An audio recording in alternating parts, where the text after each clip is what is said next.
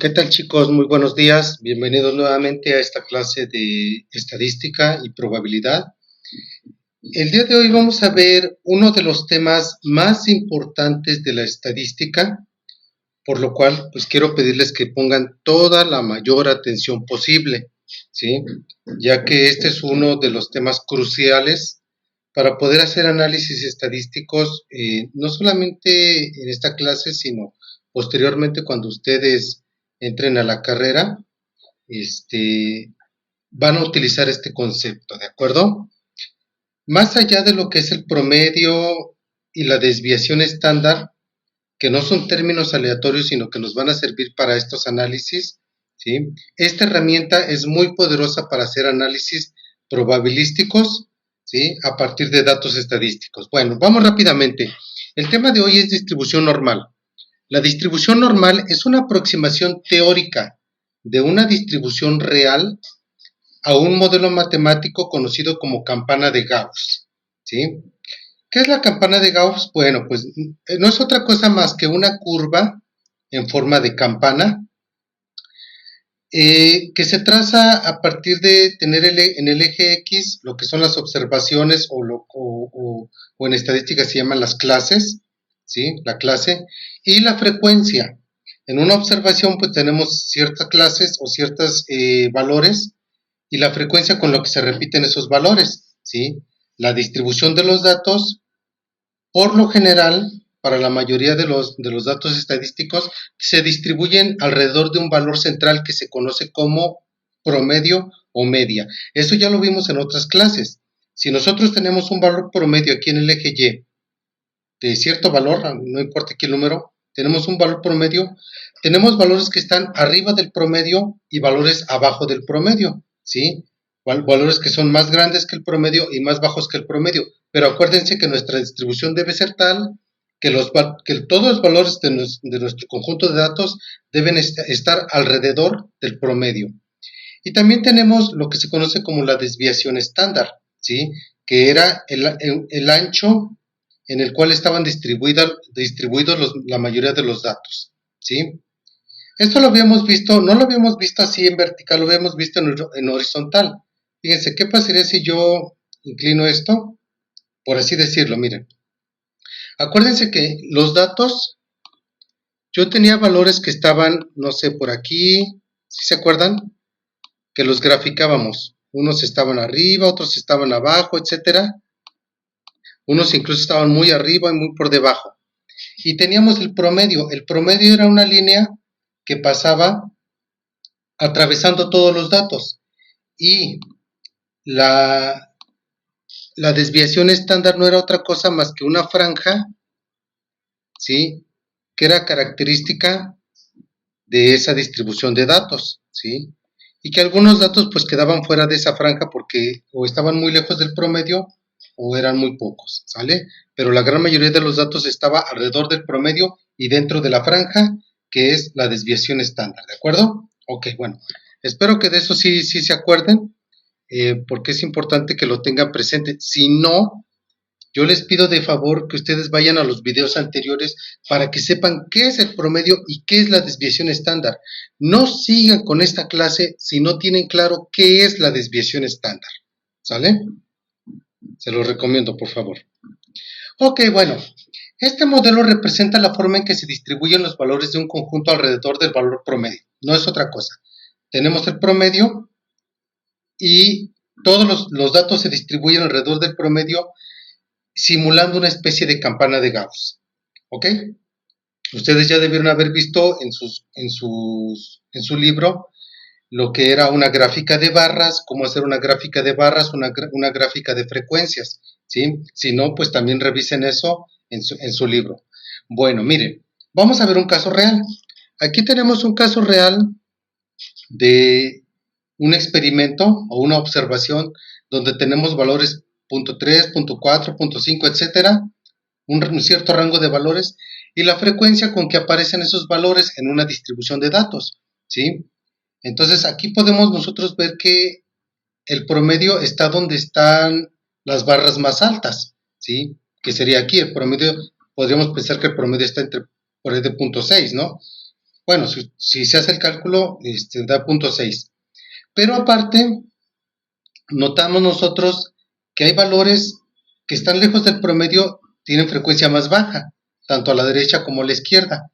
Esta es una observación real y por lo tanto se puede asemejar a una especie de campana. No tiene forma de campana en realidad, pero se le puede dar como una especie de forma de campana, que se conoce como la campana de Gauss, de la distribución normal.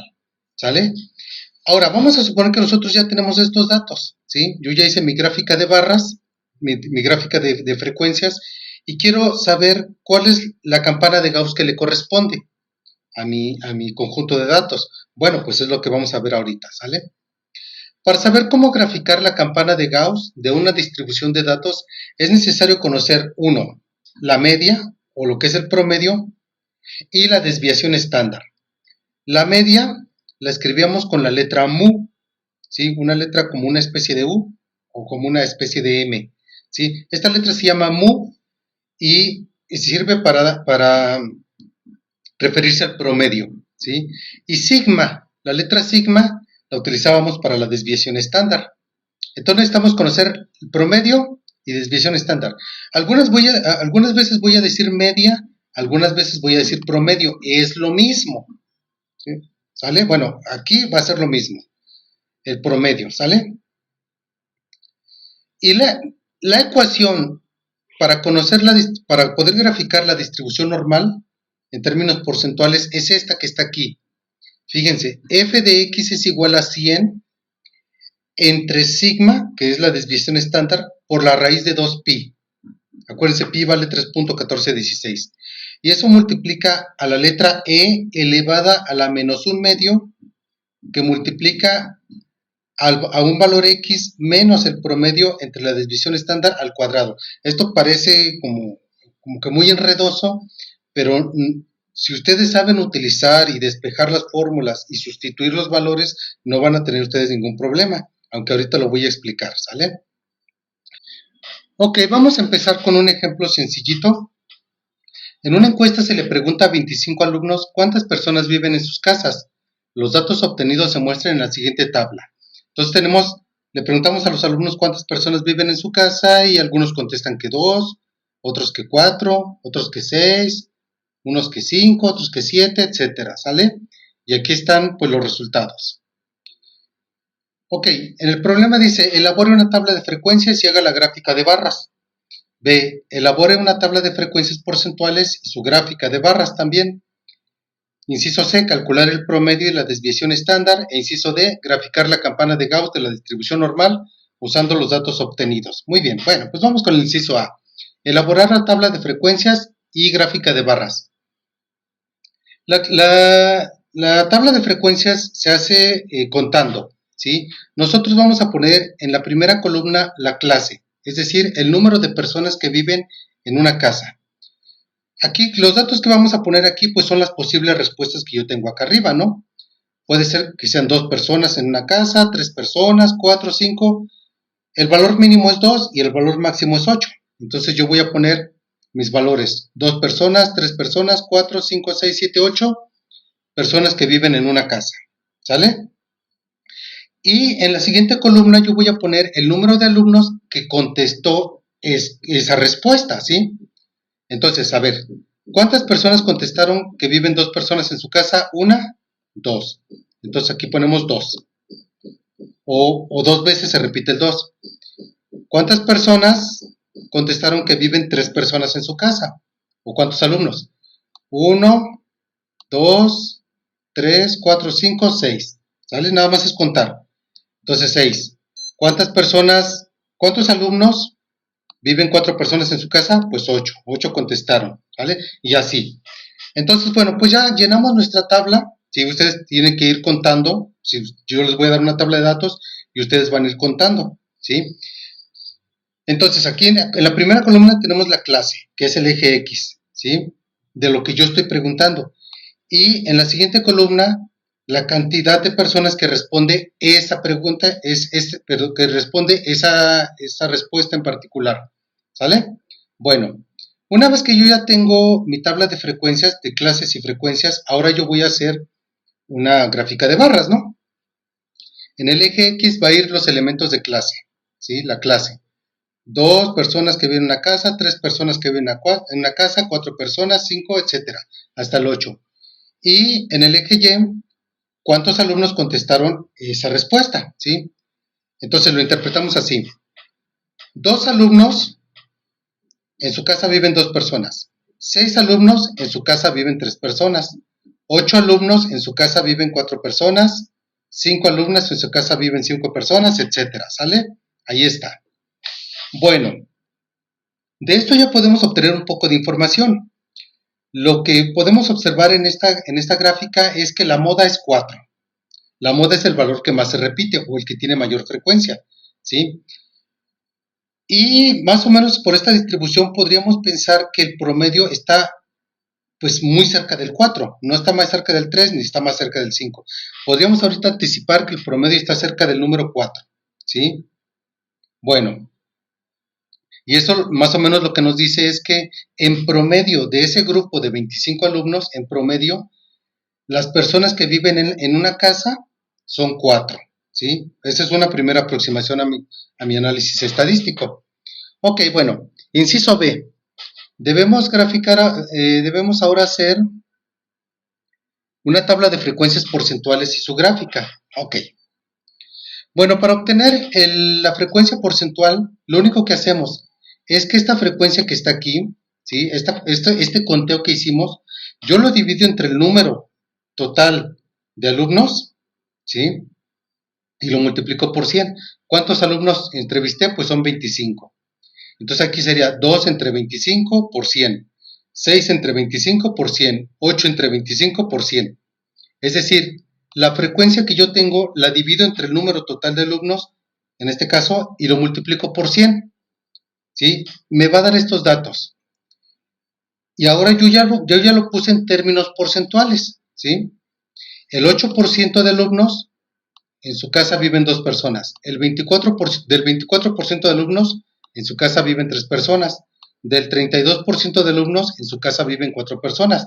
Fíjense que nuevamente el 4 sigue teniendo el porcentaje más alto. La gráfica es muy similar a la anterior, nada más que aquí está ahora en términos porcentuales, ¿sí? En términos porcentuales, ya no en términos de frecuencia, de números de alumnos, sino de porcentaje de alumnos. ¿Ok? Bueno, continuamos. Aquí yo agregué el 1, ahorita les voy a decir por qué agregué el 1. Aquí yo no lo había puesto porque en ningún alumno contestó que en su casa vivía una persona, ¿sale? Pero yo lo voy a poner aquí, nada más para completar un análisis que voy a hacer al rato. Muy bien, pues continuamos. Espero que hasta ahorita ya todo vaya claro. Inciso C, hay que calcular el promedio y la desviación estándar. Ahora, en los videos anteriores yo ya mostré cómo calcular el promedio y cómo calcular la desviación estándar de un conjunto de datos, ¿sí? Ustedes lo van a hacer de tarea. Juntamente con este apunte me van a hacer este cálculo. Van a calcular el promedio es 4.2 y la desviación estándar es 1.32. Ahora, esto es algo que sí esperábamos, ¿sí? El promedio está aquí, cerca del 4. De hecho, el promedio es 4.2. Si yo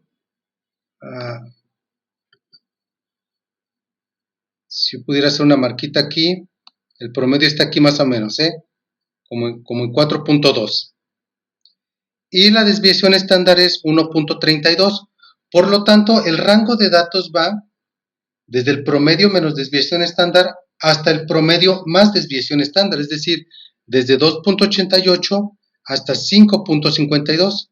Es decir, 2.8 está por aquí y 5.5 está aquí. Es decir, el rango en el que se encuentran mis datos, ¿sale? Es este. Aquí tenemos el promedio, ¿sí? Y aquí tenemos la desviación estándar, ¿sale? Hacia adelante y hacia atrás. Es decir, mis datos están entre 2.8 y 5.5, ¿sí? Y es algo que esperábamos, claro, pues aquí se ve, ¿no?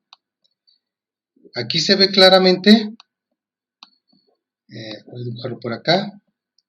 Se ve claramente que los datos, bueno, primero el promedio está donde está la barra más alta, pero la mayoría de los datos está dentro de esta franja, ¿sí? Esta franja también ya les había dicho cómo se calculaba en la clase pasada, ¿sí? Nada más que ahora ya lo estoy poniendo en vertical, no la estoy poniendo en horizontal, ¿sí? Pero es lo mismo.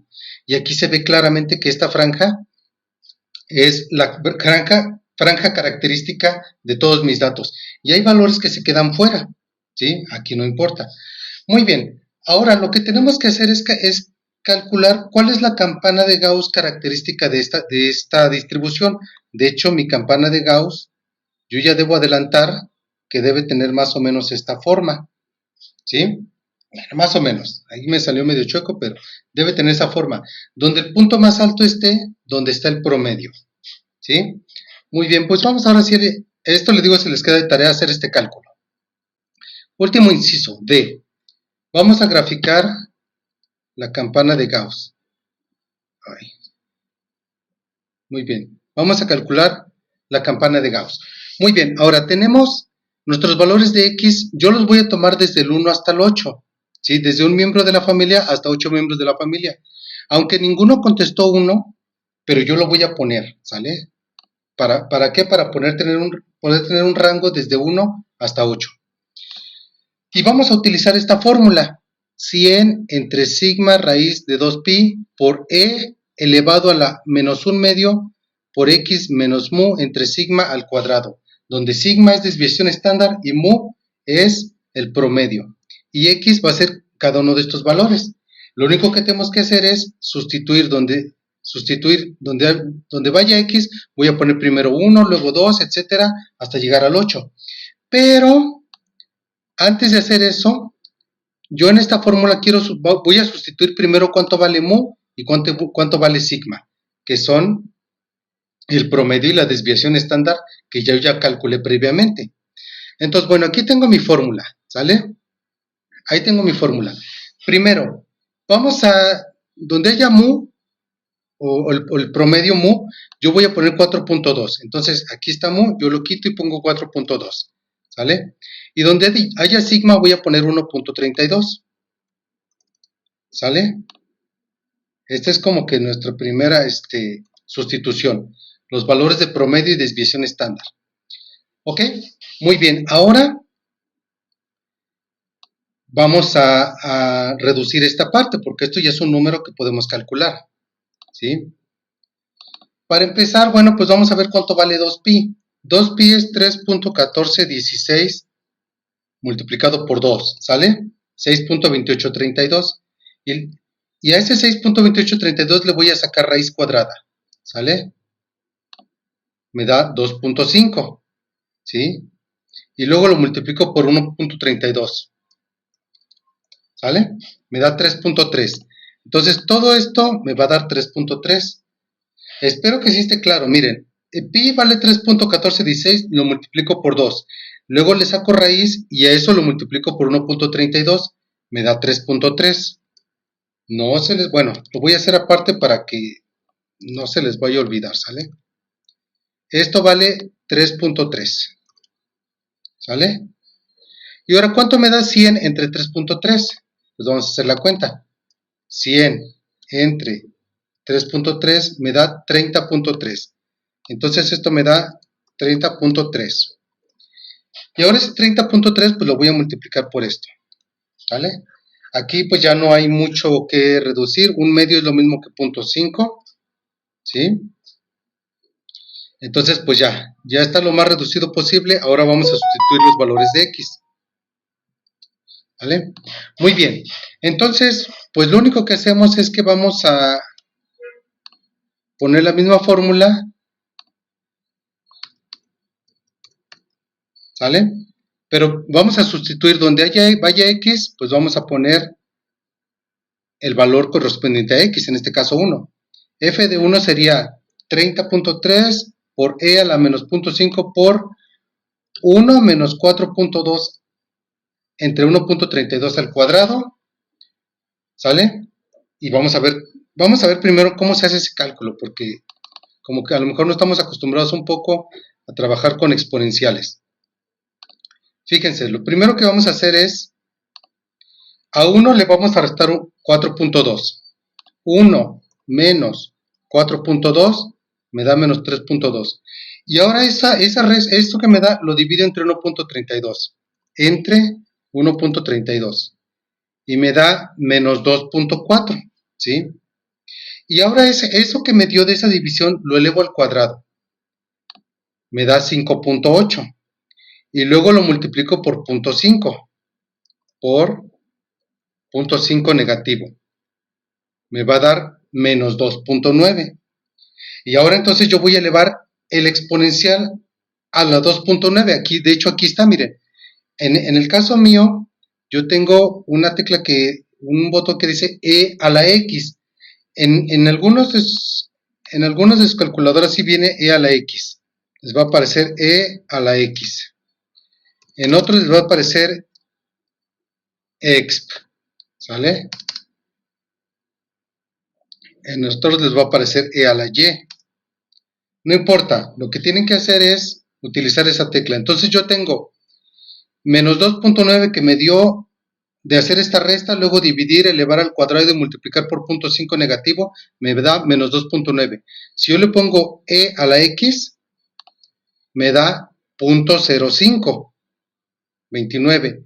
Y eso lo multiplico por 30.3, me da 1.6. Entonces todo esto me da 1.6. ¿Sí? Ok, bueno, pues yo ya hice los cálculos, ¿sí? Son un poco tediosos, pero ustedes tienen que hacerlos uno por uno, también para que aprendan a sustituir los datos en estas fórmulas, ¿de acuerdo? Estos son los valores que me da. Para x igual a 1, 1.6. Para x igual a 2, 8.8. Para x igual a 3, 23, etcétera. Y ustedes de tarea van a hacer también estos cálculos.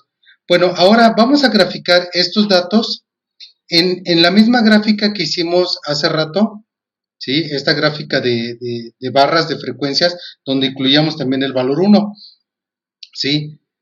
Y cuando ponemos sus datos en el eje Y, estos datos en el eje Y, nos damos cuenta que esta es la campana de Gauss de esa distribución de datos. Si ustedes se dan cuenta, los datos de frecuencia, o de mi barra de frecuencias, perdón, de mi gráfica de barra de frecuencias, quedan dentro de esa campana, ¿sí? Aproximadamente, algunos no, pero la gran mayoría quedan dentro de la campana.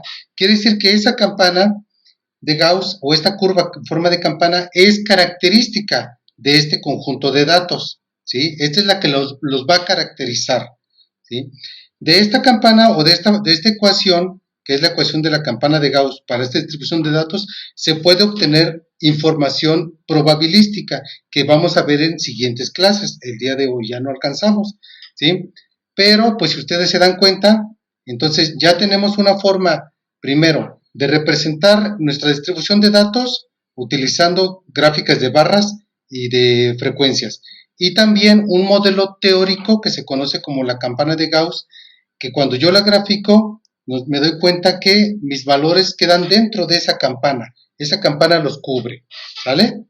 Bueno, chicos, pues yo espero que esta clase sí le hayan agarrado un poquito. Revísenla para que no se confundan, ¿sale? Revisen también conceptos anteriores para que les quede un poquito más claro, ¿vale? Entonces de esto, pues les voy a dejar un ejercicio para que ustedes lo hagan de tarea y me lo envíen por WhatsApp juntamente con el apunte, ¿de acuerdo?